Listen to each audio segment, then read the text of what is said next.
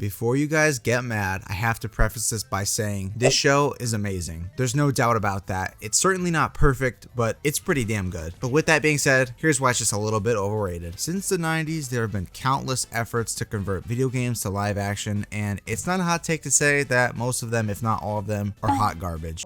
I understand it's your birthday. Yeah. The party's just getting started.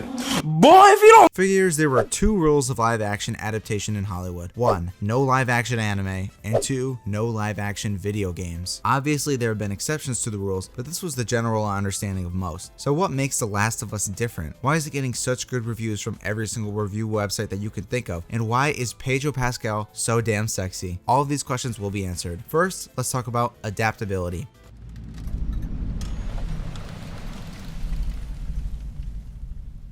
In about the last 5 years, a typical streaming service show consists of 5 to 10 high-budget episodes that range anywhere from 45 minutes to an hour and 15 minutes. This differs from cable television before the 2010s, when shows would typically be 20-episode seasons and fit into a 30-minute time block. Shows like The Last of Us benefit from longer episodes in a shorter series because they can have a more focused and condensed arc in a single episode. Essentially, you could fit 10 short movies into a 3-month span. You know what other medium follows a similar format? Video games. Specifically, story-centric video games like The Last of Us. Pretty much all AAA games now are about 15 to 30 hours of game length. Keeping in mind that a majority of that is game time, there's like 5 hours of cutscenes that can be translated into film basically one-to-one. There are multiple scenes that are ripped straight from the game, and when I say that, it sounds like I'm framing it as a bad thing, but what I think HBO was able to do was pretty incredible. They took a risk and it paid off because they were able to deliver an incredible story to an audience of people who've never touched a video game in their entire lives. However, I think the show does fall flat in one major way that the video game was able to do much better, and that is selling us on the relationship between Joel and Ellie, our main characters, which is arguably the most important thing. This is a show about characters. Beneath the incredible makeup and set design, the driving force are our two characters. I think what the show suffers from in this regard is lack of time. Outside of the cutscenes in the game, in nearly every moment you are playing as either Joel or Ellie. You literally take control of and become these two characters. Even outside of cinematic cutscenes, we get bits of dialogue and character interactions that flesh the two out. The game is roughly 15 hours, whereas the show reaches about 9. That's about 6 hours of game content that had to be cut from the show. When you take this into consideration, it makes it really difficult to understand why they went in the direction they chose for episode 3. Here's where I have to clarify. Episode 3 was a beautiful piece of television. Both Nick Offerman and Murray Bartlett give strong and believable performances. It should go without saying how important gay representation like this is on such a huge platform, especially when you're adapting a show based on a video game. We know what the vast majority of the video game community is like. So an episode like this, again, is extremely important. I'm all for stories set in this world. I would actually love to see an entire show set in the Last of Us universe, where we can get some interesting world building and see interesting concepts like Bill and Frank surviving in their own little utopia, or a community of families struggling to survive without knowing their corrupt leader is actually feeding them human flesh to survive, or a small-scale conflict like the Resistance in the QZ that Henry and Sam are from. However, this isn't that show. And while it was bold to take the show in these directions and expand on the story that the game created, it ultimately took away from the most important narrative, so by the end, the conclusion felt somewhat dissatisfying. Episode 9 felt like it went by extremely fast. We get to the hospital set piece very quickly, and Joel is just told, oh yeah,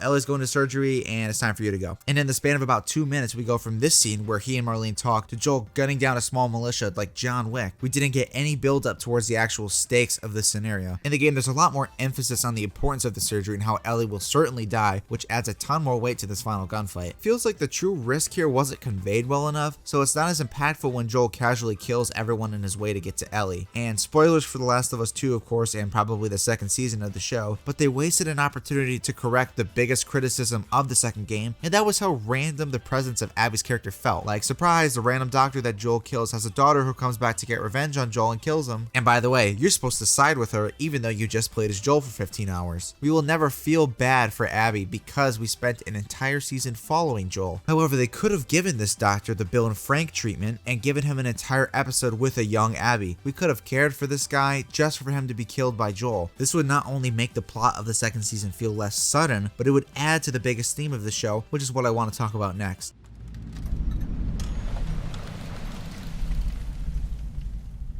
Throughout the show, the question of morality comes up again and again. There are no true villains in this show. Well, besides David, because fuck that guy. After being attacked at Kansas City, Joel and Ellie kill a couple members of the local militia and become the two most wanted people in the area. Kathy, the current head of the resistance, hunts them down, and it's here that we learn about Henry and Sam, two brothers who are also on the run from the group. From our perspective in this situation, Kathy is the bad guy. We don't know why she wants Henry yet, but he seems like a nice enough guy so far, until we find out that Henry gave away information to the QZ's military in exchange for medicine for his brother, information that got the head of the resistance and also Kathy's brother killed. So now we have to wonder who's right in this situation. Henry made a difficult decision in order to keep a loved one alive, and Kathy is now seeking justice for what happened to her brother. Is it okay to let someone die in order to keep someone else alive? And the most tragic part of all of it is that both parties die in the end. The world of The Last of Us chews its characters up and spits them right back out. It's a world without justice, and the biggest example of moral ambiguity is Joel himself. Going back to the finale, let's go a little more in depth. Joel and Ellie have traveled across the country for months, and they finally make it to the Firefly encampment where she can be tested. Marlene tells Joel that they could very likely get a cure by performing surgery on her, but she's gonna die from the process. This is difficult for both Marlene and Joel, as Marlene made a promise to Ellie's mother to protect her no matter what. However, she's willing to break that promise for the sake of humanity, and that's the biggest difference between Marlene and Joel. Joel has lost everything. He tells Ellie about his failed suicide attempt after losing his daughter, and how she's been the light that helped him out of the darkness in his life. When faced with a situation where he's going to lose another daughter, he does everything he can to prevent that from happening again. Joel takes countless lives for Ellie. He tortures and murders even those who wave the white flag or give him the information that he asks for. Joel is a vengeful person to his core, and we see that from the first episode. In a moment that parallels the one where his daughter dies, Joel clings to his now surrogate daughter with a gun trained on him. Marlene pleads with him and tells him to do the right thing because that's what Ellie would want. But he makes the most selfish decision that he could in that moment, and he kills Marlene to keep Ellie to himself. It's clear that Joel knew Marlene was right because he lies to Ellie about the truth because she would never forgive him if she knew what really happened. And with all of this in mind, we have to ask ourselves, is Joel a bad guy? Is he just a man who finally found something to fight for again? Or is he a murderous, rampaging monster? This narrative is the most compelling part of the show, but unfortunately we don't get enough time to think about those questions. The finale feels like it flies by and it suffers because of its runtime. I was truly expecting an hour-and-a-half finale that was exciting and heartbreaking, and what we got was a mere 43 minutes, roughly 10 of which was Ellie's backstory and the intro, and another 5 at the end consisted of final credits. They've recently confirmed that part 2 is going to be split into 2 seasons following this one, so we can only hope that they don't make the same mistake. Apart from this relatively small gripe with the show, it's overall an amazing piece of filmmaking. There's a real sense of cohesion with its visual storytelling. Joel's darker color palette signifies his more depressing characteristics, whereas Ellie's brighter and more vibrant outfits convey a sense of innocence. Colors go beyond that as well. Different levels of lighting dictate the tone of a scene in a way that boosts the story's impact. Besides from just a mere fundamental understanding of good filmmaking, the show is just cool as hell. The world is visually stunning and the look of all the infected is so intricate. It takes a lot of effort to create the look of a monster that looks randomly mutated, and to make something look naturally grown takes a team of extremely talented individuals. The action is well shot and directed, and for the most part the pacing is great, and the show is just cute as hell. So what's the deal, man? Why do I think it's overrated? I think people often mix up the terms overrated and bad. I think I've made it clear that I don't think The Last of Us is bad, and it's truly the opposite. This journey we're taken upon and the stories of all the different characters we meet are so interesting and well written, so it's of course a good show. When something is bad, it's not interesting or captivated or fun to watch in any way. However, something overrated is something that's good but receives way more credit or praise than it deserves. And unfortunately, I think that's the case here. This show is a phenomenal tale about two lonely and broken people who find purpose in each other in a society that struggles to thrive after it's been destroyed by a rampant plague. It's unique and heartwarming, but certainly not perfect. Is it really worthy of being called one of the greatest TV shows of all time and receiving consistent 9s and 10s from IGN? The short answer is no, and the long answer is, well, the entire video you just watched proving that to be the case. But guys, that's just my opinion, and my opinion doesn't really matter. I'm curious to hear what you guys think though. Was I too harsh, or do you agree? Let me know in the comments. I'm going to be giving HBO's The Last of Us an 8 out of 10. I will see you guys on Friday.